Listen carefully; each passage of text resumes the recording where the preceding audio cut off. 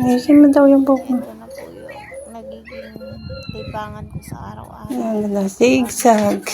Inaayos ko rin siya. Yung tinatawag zigzag. Zigzag yung kanya. Kanyang hati-hati zigzag para design. Ganyan.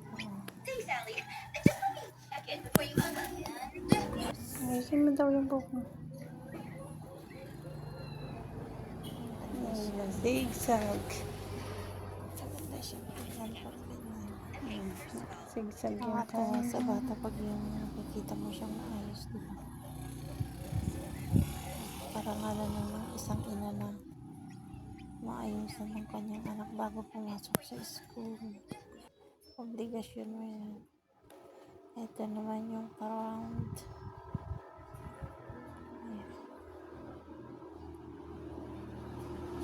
Kailangan kasi nilang dito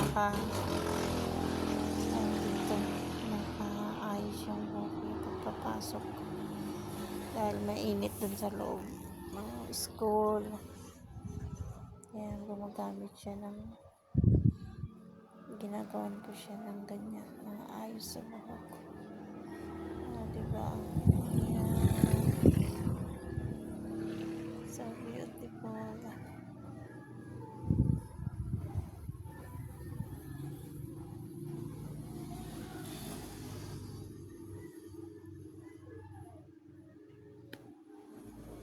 Ayaw niya, pinapabaklas niya, hindi daw maganda.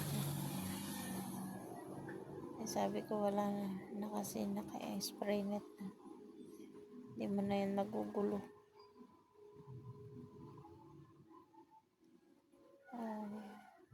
Isa pa yan. Ayan, tirinta siya na paikot. Tinirintas ka na paikot, tapos ginawa ka ng bulaklak sa gitna. Bulaklak pala yun na nakapaikot. Kakatawa.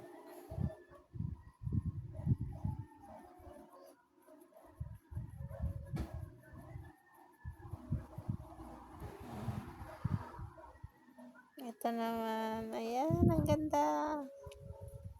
Tirintas niya, pinaikot ko, tapos ayan, pinakagitna, pinakadulo. Ginawan ko siya ng bulaklak. Ang cute niya, oh. Kaso ayaw niya yan. Tinanggal niya.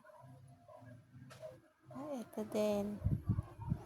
Sabi pinakadulo na meron siya.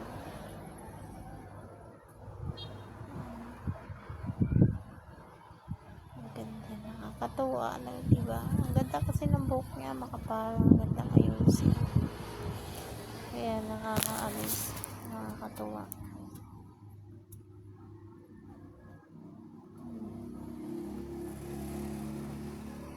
Ayan naman sa likod din. Binan ko lang sa likod tapos binigla flowers.